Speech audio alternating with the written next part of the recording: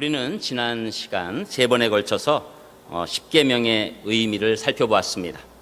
그래서 하나님께서 모세를 통해서 이스라엘 백성을 애굽에서 구원하신 후에 시내산에서 이 도덕법의 정수라고 할 수 있는 이 십계명을 우리에게 전달해 주셨죠. 그래서 우리는 십계명 가지고 또 우리 이 세대에서 사람으로서 그것을 잘 비춰보면서 우리가 10가지 계명을 잘 공부하면서 나눴습니다.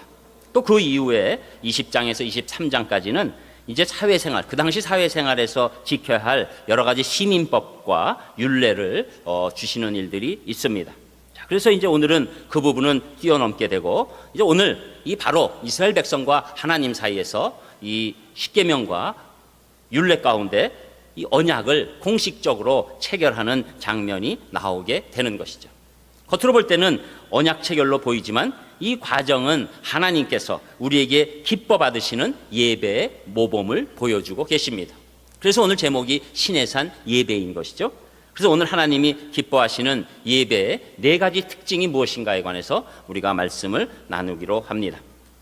첫 번째로는 예배는 자신의 위치에서 정성껏 준비해야 된다, 이 말씀을 우리에게 주시는데, 여러분 읽으셨지만 1절 2절에 이 말씀이 나옵니다. 우리 24장 1절 2절 주보 오른쪽에도 있고 성경으로는 구약성경 118페이지쯤에 있습니다. 우리 1절 2절 한 목소리로 읽겠습니다. 시작.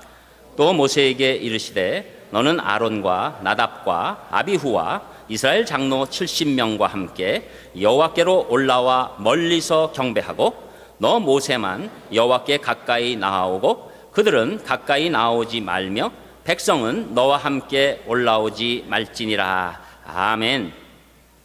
여러분, 먼저 하나님께서는 모세에게 적과 꿀이 흐르는 가나안 땅으로 가라고 명하셨습니다.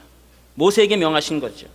그런데 이상하게도 바로에게 얘기할 때는 가나안 땅으로 우리가 가야 된다라고 얘기하지 않게 하시고, 출애굽기 3장 18절에 보면 우리가 우리 하나님 여호와께 희생을 드리려 하오니 사흘길쯤 광야로 가기를 허락하소서, 이렇게 얘기합니다. 그러니까 바로에게 얘기하고 있는 중요한 명분은 가나안 땅 가는 것보다도 사흘길을 걸어서 우리가 희생을 하나님께 드리려고 한다, 그 얘기를 하는 것이죠. 이 2가지가 충돌될까요? 그렇지 않습니다. 결국 하나님께서 원하시는 것은 가나안 땅으로 가는 것이 우리의 육신적, 물리적, 그리고 가는 장소의 궁극적인 목표라고 할지라도 우리가 해야 될 목표, 그것은 오늘 말씀에 있는 이 부분입니다. 시내산에서 하나님께 희생을 드려라. 사흘길, 그것은 바로 이 당시 이스라엘 백성들이 살고 있었던 고센 지역에서 오늘 시내산까지가 사흘길이 되는 것입니다. 그러니까 하나님께서는 가나안 땅으로 가는 것으로 끝나는 것이 아니라 우리 삶에 있어서 하나님 앞에 희생을 드리는 것, 다른 말로 하면 하나님께 예배를 드리는 것, 이것이 출애굽의 목적이다, 이렇게 말씀해 주고 있는 것이죠. 그래서 1절에 여러분 읽으셨지만 바로 어떻게 합니까? 올라와 멀리서 경배하고, 경배라는 단어가 가장 먼저 나오게 되는 것입니다. 자, 그래서 인생에서 무엇보다 중요한 것은 하나님을 높이는 것입니다. 하나님을 예배하는 것입니다. 그렇다면 그 예배를 우리가 어떻게 해야 될 것인가? 오늘 말씀 가운데서 보니까 우리 예배는 자신의 위치에서 정성껏 준비해야 된다. 하나님께서 모세로 하여금 아론 및 그의 2 아들과 이스라엘 70인의 장로들과 함께 올라와 경배하도록 지시한 말씀 가운데서 주목해야 될 사실은 하나님을 경배하는 사람들의 위치가 각각 다르다는 거예요. 그래서 모세는 먼저 산 꼭대기까지 올라가서 하나님께 경배하고 말씀을 받는 거죠. 또 모세와 동행한 수행원들은 산 중턱에, 또 나머지 백성들은 그냥 자기 진에 머물면서 있었다는 것을 말씀하고 있습니다. 그러니까 하나님 앞에 희생제사를 드리고 또 예배를 드리고 경배를 드리기 전에 이 예배의 준비함이 있는데, 그 준비할 때는 각자의 위치에서 최선을 다해서 정성껏 준비해야 된다는 것을 보여주고 있는 것이죠. 여러분, 이것은 모세만 구원함이십니까? 모세가 가장 중요하다고만 얘기하시는 걸까요? 그렇지 않습니다. 하나님께서는 이스라엘 백성 전체를 구원시키시기 위해서 모세를 사용하시는 것이고 아론을 사용하시는 것이고 또 2 아들과 70명의 장로들을 사용하고 있는 거예요. 그래서 여러분, 우리가 이제 이 예배를 드리기 위해서는 항상 예배 준비자들이 필요한 것입니다. 여러분 꼭 아셔야 되는 것은 예배는 즉흥적으로 이루어지는 것이 아닙니다. 여러분 예배는 꼭 준비자들이 있어야 돼요. 예를 들면 저희 산상교회 예배를 한다면 제가 말씀을 하나님 안에서 연구하고 그리고 기도하고 그리고 성령님의 도우심을 받아서 그것을 여러분께 전달해야 되겠죠. 또 우리 오늘 시온성가대 오늘 찬양 너무 좋았잖아요. 그럼 시온성가대 그냥 이렇게 날로 와가지고 찬송하는 거 아니잖아요. 준비 열심히 하는 것이죠. 또 어떤 때는 준비가 덜 되면 조금 엉성할 때도 있잖아요. 그러나 준비하면 오늘처럼 이렇게 아름다운 찬양을 하나님께 드릴 수 있고, 또 여러분 지금 우리 코람데오 찬양팀이 앞에서 이렇게 그냥 찬양하는 것 같아도 이것이 그냥 자동으로 되는 것이 아닙니다. 여러분은 느끼실지 몰라도 여기에 수없는 지금 조바꿈이 왔다 갔다 하고 있어요. 감당하기 어려운 것입니다. 그런데 그런 것들을 다 준비하는 것이죠. 오늘 식사 그냥 만나와 메추라기처럼 하늘에서 떨어지는 것이 아닙니다. 다 준비가 있고 손길이 있고, 안내하시는 분들, 지금도 주차 봉사하시는 분들, 또 우리 주일학교에서 수고하신 선생님들, 또 헌금위원들, 또 아는 것 모르는 곳에서 또 여러 가지로 준비하시는 그분들의 그 예배 준비가 있기 때문에 결국 우리 산상교회 예배가 아름다워지는 줄 믿습니다. 또 그것뿐일까요? 또 오늘도 예배 전에 한 10분 15분 전에 오셔서 미리 예배를 위해서 기도하시는 분들이 있거든요. 그분들을 통해서 하나님께서 이 예배를 준비시켜 주시고, 또 우리의 마음 가운데서, 또 우리 일반 회중이라고 생각하시면 그냥 나는 다들 준비하니까 나는 덜렁덜렁 와야지, 이게 아니라 벌써 내 마음이 이 예배를 향해 있고 모든 우선순위가 예배 가운데 있는 것, 그것이 하나님께서 우리 각 사람에게 위치한 대로 준비하는 마음이라고 말씀하고 계신 겁니다. 그래서 여러분, 우리는 금요 강해 후에 금요 기도회 때 그때부터 우리는 주일 예배 시작이라는 마음으로 열심히 기도하고 있어요. 금요일 날 밤에 절대 안 오시는 분들은 절대 들으시지 못했겠지만 금요일 밤부터 우리는 열심히 주일 예배를 위해서 기도하고 있습니다. 여러분은 어젯밤에 어떤 생각을 하고 계셨나요? 요새는 그 주말의 명화가 인기가 없어져서 그냥 넘어갔는데, 옛날에는 그것 때문에 시험 드는 분이 많았어요. 막 2시, 3시까지 하는데 나 이거 보고 자나? 내일 예배 뒤로 가나 안 가나? 막 이랬는데, 여러분 마음이 어떠십니까? 오늘 여러분 어떤 마음으로 이 예배에 참여하셨습니까? 여러분, 예배는 즉흥적으로 드리는 것이 아니라 준비하는 것입니다. 또 그렇다고 해서 예배는 쇼가 아닙니다. 쇼처럼 여러분을 기쁘게 해드리는데 모든 초점이 있는 것이 아닙니다. 예배는 하나님을 기쁘게 해드리는 우리가 준비하면서 최선을 다하는 줄 믿습니다. 그때 하나님께서 우리에게 너희들이 진정한 예배자다, 이렇게 인정해 주시는 거죠. 그래서 우리가 시간도 우선순위를 정하고 내 삶도 다 그렇게 예배드리러 가는데 내 삶을 하나님 마음에 합한 삶으로 나아가야지, 그게 우리가 늘 얘기하는 산제사라고 말씀하고 있는 것이죠. 우리 산상교회 성도님들 늘 이 주일 예배를 향해서 준비하셔서 하나님께서 정말로 기뻐하시는 예배자 한 분 한 분 다 되시기를 주님의 이름으로 축복합니다. 자, 두 번째 예배, 이 신해산 예배 특징이 무엇입니까? 예배에는 말씀 선포와 회중의 응답이 있어야 된다고 말씀하고 있는데, 그 말씀이 3절, 4절에 나옵니다. 우리 3절, 4절도 한 목소리로 읽습니다. 시작. 모세가 와서 여호와의 모든 말씀과 그의 모든 율례를 백성에게 전하매 그들이 한 목소리로 응답하여 이르되, 여호와께서 말씀하신 모든 것을 우리가 준행하리이다.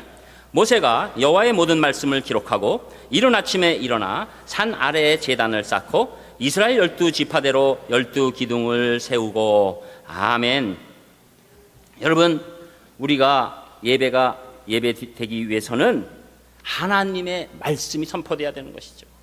모세는 먼저 하나님의 말씀과 율례를 선포하게 됩니다.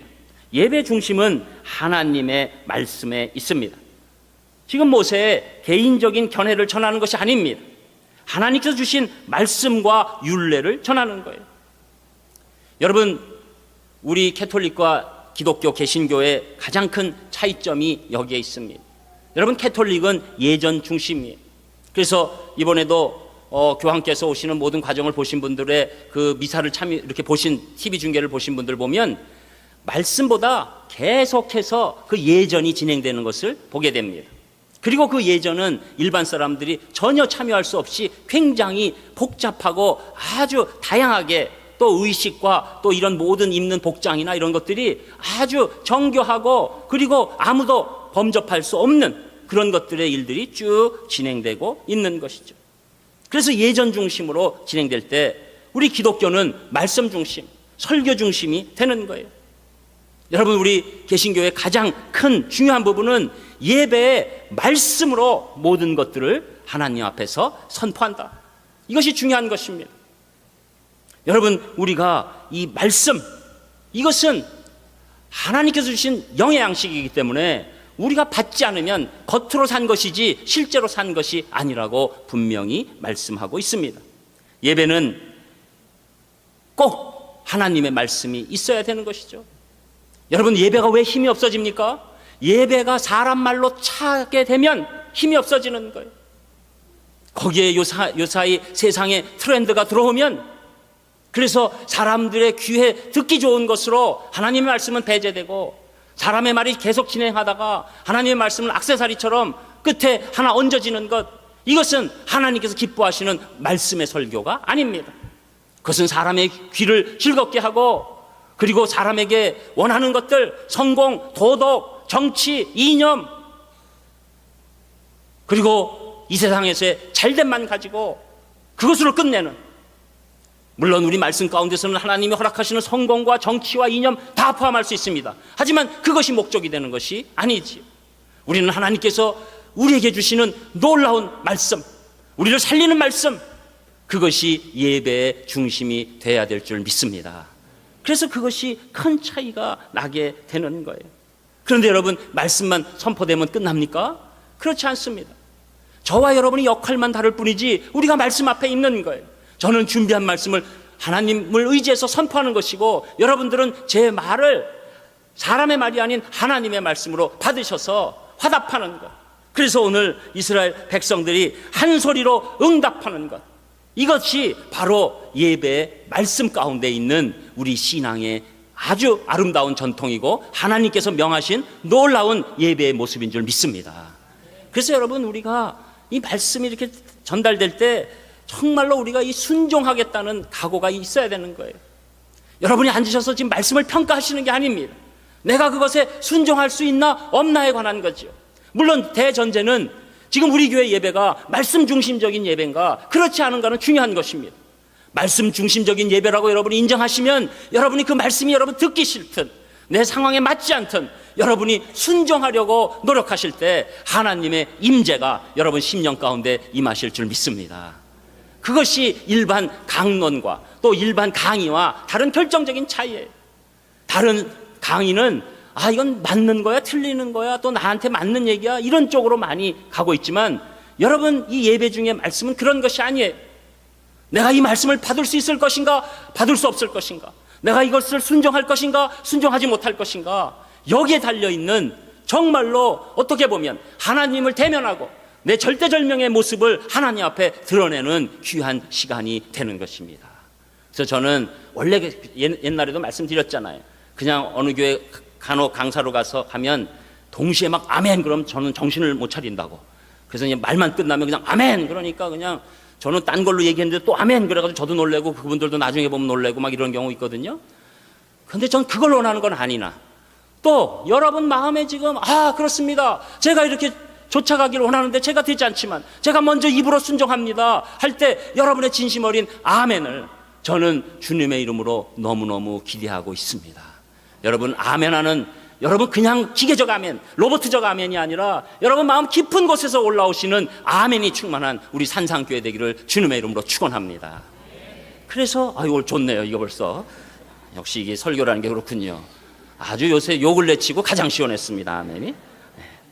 그래서 우리가 예배는 하나님의 말씀을 가지고 설교자와 성도님들이 화답하면서 그 마음판에 그 말씀을 새기면서 순종의 결심을 하면서 결국은 하나님의 임재를 느끼는 것입니다. 그러니까 우리가 이제 이런 일들이 더 많아질 때 하나님이 기뻐하시겠죠. 그리고 세 번째로 중요한 것은 예배에는 보혈의 복음이 있어야 한다는 겁니다. 그 말씀이 5절에서 8절에 나옵니다. 우리 5절에서 8절도 같이 읽겠습니다. 시작. 이스라엘 자손의 청년들을 보내어 여호와께 서로 번제와 화목제를 드리게 하고, 모세가 피를 가지고 반은 여러 양푼에 담고 반은 제단에 뿌리고 언약서를 가져다가 백성에게 낭독하여 듣게 하니, 그들이 이르되 여호와의 모든 말씀을 우리가 준행하리이다. 모세가 그 피를 가지고 백성에게 뿌리며 이르되 이는 여호와께서 이 모든 말씀에 대하여 너희와 세우신 언약의 피니라. 아멘. 이제 이 이스라엘 자손의 청년들을 보내어서 여호와께 서로 번제와 화목제를 드리게 합니다. 이 번제, 화목제 다 이 짐승의 피가 필요한 것이죠. 모세가 피를 가지고 반은 이 양푼에 여러 가지 담고 그래서 반은 제단에 뿌리고 또 언약서 가져다가 백성에게 낭독하면서 듣게 하다가 또 그것을 피를 가지고 백성에게 뿌립니다. 반은 제단에게 반은 백성에게. 왜 이렇게 합니까? 이 짐승의 피를 통해서 우리가 죄사함 받고 그리고 그것을 말미암아 하나님과 연합하는 놀라운 의미가 이 예배 가운데 있다는 것을 보여주게 되는 것이죠. 여러분 요새 지금 여기 보니까 양푼 이게 버켓이잖아요. 요새 아이스 버켓에서 이렇게 얼음 뒤집어 쓰고 막 그러시는데 이제 너무 많이 뒤집어 써가지고 좀 지치더라고요. 그래서 그래가지고 어떻게 루게루 환자분들이 위안을 받겠나 너무너무 재밌어 하니까 사실 굉장히 아프신 분들인데 하지 말라는 얘기는 아니지만 좀 진중하게 했으면 좋겠습니다. 그런데 그건 중요한 건 아니죠. 지금 양푼에 담아서 반씩 이 언약의 피로 하나님과 하나 되는. 왜 그렇습니까? 인간의 힘으로 하나님 앞에 어떻게 나갑니까? 우리 대신에 어떤 존재가 죽어야 된다는 것을 하나님께서 미리 보여주시는 거예요. 절대 너희는 하나님 앞에 나갈 수 없다. 내 앞에 그냥 나오는 순간 너희들은 죽는다. 그것을 보여주시기 위해서 반씩 뿌리면서 이 예배가 하나님과 하나 되는 놀라운 모습을 보여주고 있는 것입니다. 여러분, 하나님과 이스라엘 백성 사이에 막힌 담이 뚫어지면서 한량없는 하나님의 은혜 가운데 있게 되는 것이죠. 그래서 하나님과의 관계를 이 구약시대에는 짐승의 피로 이어지게 되는 매개가 됩니다. 그러나 신약에는 이 그림자고 예표였던 이 짐승의 제사에서 바로 하나님의 아들이신 그분이 직접 제사를 한꺼번에 드리심으로 말미암아 완전하신 예수 그리스도의 피로 하나님과 인간 사이에 영원한 새 언약이 성립되게 되는 것입니다. 그래서 예수님께서는 최후만찬 석상에서 마태복음 26장 27절에 보면 잔을 가지사 감사기도 하시고 저희에게 주시며 가라사대 너희가 다 이것을 마시라. 이것은 죄사함을 얻게 하려고 많은 사람을 위하여 흘리는 바 나의 피 곧 언약의 피니라. 이렇게 말씀하고 계신 거죠. 여러분, 우리 예배 가운데는 이 예수 그리스도의 보혈이 가장 중요시 돼야 되는 시간이어야 한다고 말씀하고 계신 겁니다. 다른 것이 없습니다. 우리를 구원하실 수 있는 유일한 존재는 예수님밖에 없다는 것입니다. 이것이 복음이에요. 다른 어떤 존재도 예수님의 보혈의 피를 대신할 수 없다. 거기에 1%도 다른 불순물이 들어올 수 없다. 이것이 하나님께서 우리에게 주신 복음이요. 특별히 이 예배 가운데서는 하나님의 복음이 선포되고 여러분이 그 복음에 관해서 기뻐하시는 그런 마음이 될 때 그 예배가 가장 영광스러운 예배가 된다고 말씀하고 계신 것입니다. 여러분, 저는 사실은 요사이 우리 교황께서 우리나라에 오신 일이 있어서 많은 분들이 또 환호하고 또 좋아하고 그런 일들을 보면서 또 우리의 그 입장이 있잖아요. 근데 그 입장을 한번 말씀드리고는 싶었는데 그 오신 그 상황에서 그렇게 얘기하는 것은 그 종교와 그분에 대한 예의가 아니기 때문에 제가 진정을 하고 있었습니다. 이제 로마로 돌아가셨으니까 제가 얘기를 하는데 여러분, 제가 이렇게 얘기하는 것은 캐톨릭을 폄하하거나 교황님에 대해서 어떤 얘기를 하는 것이 아닙니다. 저는 인간적으로 그분 너무너무 존경해요. 그러나 여러분이 꼭 아셔야 되는 게 있어요. 여러분, 우리 캐톨릭과 개신교, 우리 기독교의 차이 가운데 가장 큰 부분이 예수 그리스도의 이 100% 복음에 관한 얘기입니다. 100% 복음에 관한 얘기예요. 여러분, 우리는 오직 예수님만이 우리의 중재자가 되셔서 우리가 예수 그리스도께서 나의 죄를 대신해서 십자가에 죽으시고 그 증거로 부활하시고 우리가 그것을 믿음으로 말미암아 하나님의 자녀가 되는 권세가 되는 놀라운 일이 일어났다. 그것만을 믿는 것입니다. 그러나 캐톨릭은 그렇게 되는 것이 아닙니다. 중재자가 있는 거예요. 마리아가 중요한 중재자입니다. 사제들이 중요한 중재자입니다. 교황의 직분이 말씀과 동일시하는 그런 이야기가 있는 거예요. 그렇기 때문에 우리가 이것은 이 종교가 좋냐 저 종교가 좋냐에 관한 이야기가 아닙니다. 성경에서 어떻게 말씀하고 있느냐가 중요한 것입니다. 여러분, 이번에 교황께서 와서 한 것에 가장 중요한 것은 그 시복식이라는 것입니다. 시복식이 복자로 추대되는 거예요. 복자라는 것은 캐톨릭에서 성인이 되기 전에 복자로 있다가 성인으로 추대되는 것. 이것은 이제 이 캐톨릭 교회권, 특별히 교황의 결정으로 이 일이 이루어지게 되는 것입니다. 그런데 영어로 이 성자가 되는 것의 영어가 무엇입니까? 세인트입니다. 그래서 여러분 여행 다니신 분 보면 무슨 세인트, 조셉, 크세드롤 이래가지고 발음 좀 안 되는데 엉성해졌습니다. 누구 잘 아시는 분 하면 되는데 그래가지고 그 성당 다 있고 그런 거거든요. 그 다 성자의 이름으로 학교도 세우고 성당의 이름도 있는 거예요.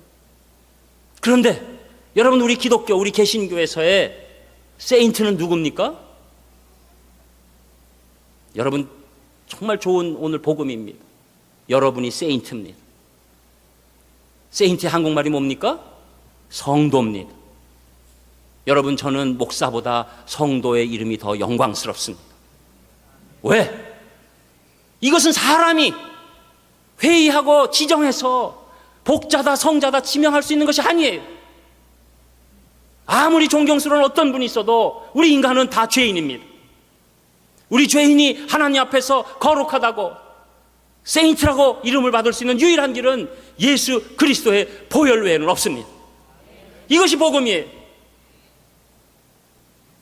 여러분, 종교적인 일이라고 그러면 그냥 좋은데 여러분들 기호에 맞게 다 다니세요 이렇게 하고 싶어요.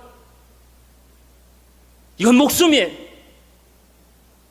이 복음에는 1%도 불순물이 섞일 수가 없는 것입니다. 누구의 어떤 역할도, 누구의 공로도,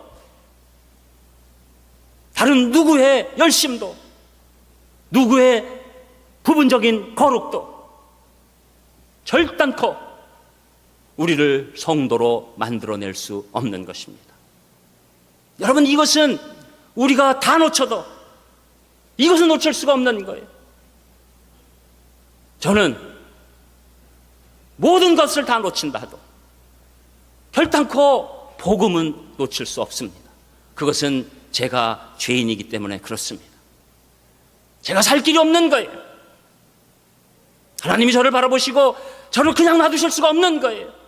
진노하시고 영벌에 처할 수밖에 없으나 제 유일한 소망은 예수 그리스도의 십자가의 보혈이 저를 하나님의 자녀로, 전국 백성으로 삼아주신 것, 그것이 가장 큰 기쁜 소식이기 때문에 그 복음의 소식을 가지고 제가 살아있고 여러분에게 전달하고 있는 줄 믿습니다. 그렇기 때문에 여러분, 우리 기독교 예배는 보혈의 복음이 있어야 돼요. 보혈의 복음이 없는 순간 이것은 예배의 자격이 없는 것입니다. 여러분, 지겨우셔도 어쩔 수 없어요. 이거보다 더 소중한 일이 없고 이거보다 우리가 목숨을 걸고 지켜야 될 가치는 없는 것입니다.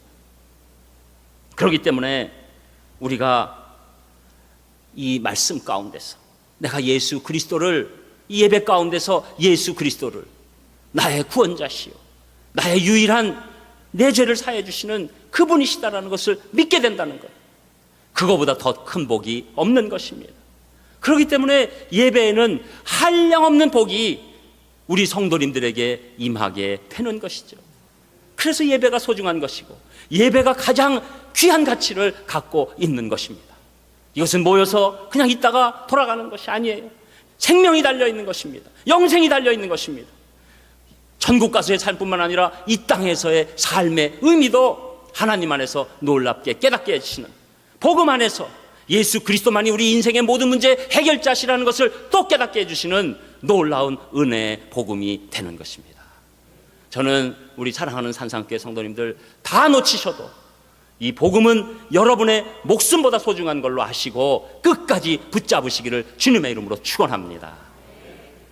자, 이렇게 되니 이 잘 드린 예배의 결과가 어떤 결과가 나옵니까? 그 말씀이 9절에서 11절에 나옵니다. 우리 9절에서 11절 또 같이 읽겠습니다. 시작. 모세와 아론과 나답과 아비후와 이스라엘 장로 70인이 올라가서 이스라엘의 하나님을 보니 그의 발 아래에는 청옥을 편 듯하고 하늘같이 청명하더라. 하나님이 이스라엘 자손들의 존귀한 자들에게 손을 대지 아니하셨고 그들은 하나님을 뵙고 먹고 마셨더라. 아멘. 자, 이제 이 예배를 이렇게 잘 드렸어요. 하나님 앞에서 예배가 준비되어 있고 또 하나님 앞에서의 이 말씀 선포와 회중들의 이 화답이 있고 그리고 이 보혈의 복음이 있는 예배가 잘 끝났을 때 이제 모세와 아론과 나답과 아비후와 이스라엘 장로 70인이 올라가서 누구를 뵀다고요? 이스라엘의 하나님을 봤다는 거예요. 여러분, 구약에서 하나님 보면 어떻게 된다고요? 죽는 겁니다. 그런데 예배를 잘 드렸더니 하나님을 모세만 본 것도 아니고 지금 몇 명이 봅니까? 아론과 아론의 두 아들과 70인의 장로가 이 단체적으로 하나님을 만나는 놀라운 일이 일어난 거예요. 여러분, 구약에서 이렇게, 신약에서야 우리가 지금도 하나님을 뵙고 나아갈 수 있지만 구약에서 이렇게 집단적으로 하나님을 뵌 일이 있습니까? 없는 거예요. 여러분, 예배의 권능입니다.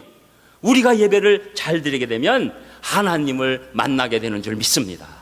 그것이 여러분 신령 깊은 곳에 또 조금 지나면 현실 가운데 하나님은 살아계시다, 하나님은 나를 돕고 계시다, 하나님은 다른 사람의 하나님이기도 하지만 나의 하나님이다, 이런 놀라운 고백이 우리 가운데 나타나게 되는 것입니다. 그러니까 이 언약 체결 후에 이 얼마나 기쁨이 있습니까? 여러분, 지금 우리가 말씀 시작할 때는 다 준비 가운데서 떨어져 있었는데 이 놀라운 예배 가운데서 이제 백성들까지도 하나님 앞에서 이제 기쁨으로 나아갈 수 있는 권세가 임하게 된 겁니다. 하나님을 보니 그 발 아래 청옥을 편 듯하고 하늘같이 청명하더라. 인간이 볼 수는 없지만 하나님께서 존재하신 그것을 우리에게 보여주시면서 놀라운 청명함으로 하나님의 기쁨을 드러내게 되시는 거죠. 여러분, 우리가 예배를 잘 드리면 하나님의 기쁨이 우리에게 임하게 되는 줄 믿습니다. 그러니까 우리가 즐거움이 아니라 막 마음 깊은 곳에 있는 기쁨이 올라오는 거예요. 여러분, 예배를 잘 드리면 이 기쁨이 있어요. 여러분, 어떨 때 사람들이 오늘 끝부분에 있는 것처럼 먹고 마시게 됩니까? 여러분, 기분 나쁠 때 먹고 마시나요?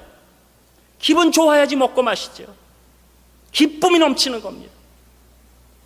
여러분, 우리 요번에도 이렇게 보니까 개신교는 시끄러워가지고 캐톨릭으로 많이 갔다 뭐 이런 얘기도 나와요.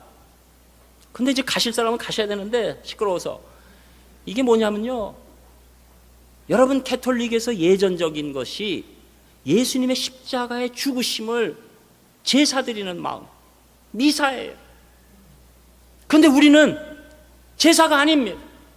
우리는 부활의 기쁨, 천국 잔치를 예배 가운데 누리고 있는 것입니다. 여러분, 잔치하는데 잔치 주인이 와가지고 심각하게 와가지고 많이들 드세요, 오늘 좋은 날입니다, 이러면 그게 잔치가 되겠어요? 어제도 우리 성도님들 두 분이 자녀들을 결혼시키시는 날이 있어서 제가 왔다 갔다 했는데 그때 혼주 되신 분이 인상을 딱 쓰고 딱 제복을 갖추고 오시느라고 수고했는데 차린 것은 없으나, 이렇게 하면 어떻게 되겠어요?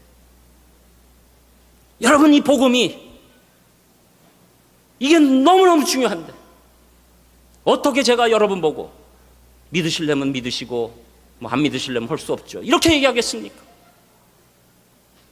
믿으셔야 합니다. 어떻게 제가 있는 힘 다해서 예배를 드려야지, 그것도 기쁨으로, 감사함으로, 열정을 가지고 드려야지.